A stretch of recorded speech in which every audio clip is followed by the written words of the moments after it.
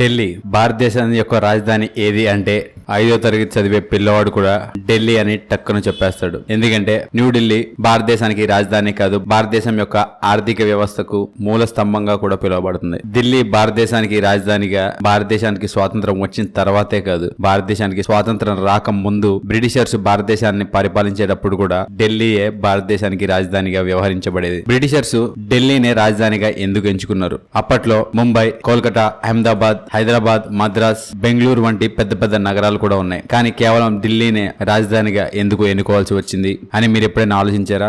మరి ఢిల్లీ రాజధానిగా ఉండడం వెనక కారణం ఏంటి అన్న విషయాల గురించి మీకు తెలియని కొన్ని ఆసక్తికరమైన విషయాలు ఈ వీడియోలో తెలుసుకునే ముందు టీటాక్ ఛానల్ ని సబ్స్క్రైబ్ చేయడం మాత్రం మర్చిపోకండి. ఇక విషయంలోకి వెళ్దాం. బ్రిటిషర్స్ భారతదేశాన్ని ఏలుతున్నప్పుడు ఢిల్లీనే రాజధానిగా నిర్ణయించడానికి అనేక కారణాలు ఉన్నాయి. అందులో ముఖ్యమైనది ఢిల్లీ ఒక అందమైన నగరం. అంతేకాకుండా ఢిల్లీ అత్యంత పురాతనమైన నగరంగా కూడా పిలువబడుతుంది. ఢిల్లీకి అపారమైన ప్రాచీన చరిత్ర కూడా కలిగి ఉంది. న్యూఢిల్లీ భారతదేశం యొక్క రాజధానిగా ఎప్పుడు ఎలా మారిందో ఇప్పుడు మనం తెలుసుకుందాం. ఇక్కడ కనపడుతున్న ఇమేజ్ చూడండి. ఈ ఫోటో 1911లో తీయబడింది. ఢిల్లీ దర్బార్ ని మొట్టమొదటిసారిగా భారతదేశం యొక్క రాజధానిగా ప్రకటించారు. ఢిల్లీ 3000 నుండి 3500 సంవత్సరాల ప్రాచీనం కలిగిన నగరం. మహాభారత కాలంలో ఢిల్లీని ఇంద్రప్రస్థ్ అని ప్రస్తావించబడింది. ఢిల్లీని ఇదివరకు గోరీ, గజనీ, తుగ్లక్, ఖిల్జీ వంటి అనేక ముఘల్ శాసకులు పరిపాలించారు. చివరికి మొఘలుల తర్వాత బ్రిటిషర్స్ ఢిల్లీని పరిపాలించారు. మొట్టమొదటిన 1911లో బ్రిటిషర్స్ కలకత్తాని భారతదేశం యొక్క రాజధానిగా చేయాలనుకున్నారు. ఎందుకంటే కలకత్తా సముద్ర మార్గాన్ని కలిగి ఉంది. అంతేకాకుండా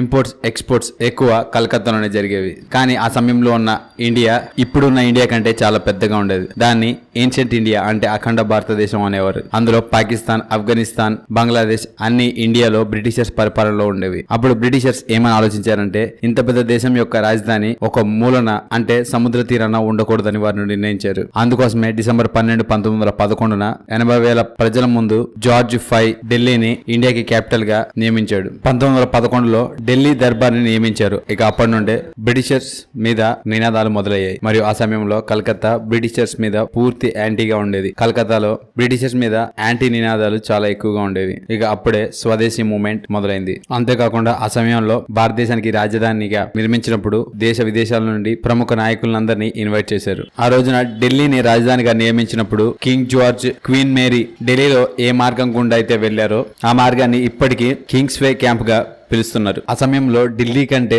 కోల్కతా ఆర్థికంగా ఎంతో బలంగా ఉంది. కానీ కేవలం సముద్రానికి ఆనుకుని ఉందన్న కారణంగానే కోల్కతాని రాజధానిగా నియమించలేదు. ఢిల్లీయే కాకుండా ఆ సమయంలో ముంబై, మద్రాస్, కోల్కతా, లక్నో, హైదరాబాద్ నగరాలన్నీ ఢిల్లీ మీద ఆర్థికంగా ఎంతో మెరుగ్గా ఉన్నాయి. చివరికి మంచి మంచి నగరాలను వదిలేసి ఢిల్లీని రాజధానిగా నియమించారు. ఢిల్లీని భారతదేశం యొక్క రాజధానిగా నియమించడానికి మరొక కారణం కూడా ఉంది. ఢిల్లీ ఇండియాకి సెంటర్ లో ఉంటుంది. అంటే ఇప్పుడున్న ఇండియా కాదు, బ్రిటిషర్స్ పరిపాలించే ఇండియాకి ఢిల్లీ సెంటర్ గా ఉండేది. అంటే ఆఫ్ఘనిస్తాన్, పాకిస్తాన్ కూడా ఇది వరకు ఇండియాలోనే ఉండేవి. అప్పుడు మొత్తం అఖండ భారతదేశానికి ఢిల్లీ సెంటర్ గా ఉండేది. దాని కారణంగానే సెంటర్ లో ఢిల్లీ ఉంటుంది కాబట్టి అక్కడ నుండి ప్రతి ప్రాంతానికి తొందరగా రియాక్ట్ అవ్వొచ్చని ఢిల్లీని రాజధానిగా నియమించారు. అంతేకాకుండా ఆ కాలంలో అనేక ఢిల్లీ రాజులు కూడా భారతదేశాన్ని పరిపాలిస్తూ ఉండేవారు. దాన్ని బట్టి ఢిల్లీ మీద బ్రిటిషర్స్ కి మంచి పట్టు వచ్చింది. అంతేకాకుండా ఢిల్లీ సెంటర్ లో ఉండడం వల్ల వెళ్లి రావడానికి ఇబ్బందికరంగా ఉండదని ఢిల్లీని కేంద్రంగా నిర్మించారు. ఒకవేళ కోల్కతాని గనక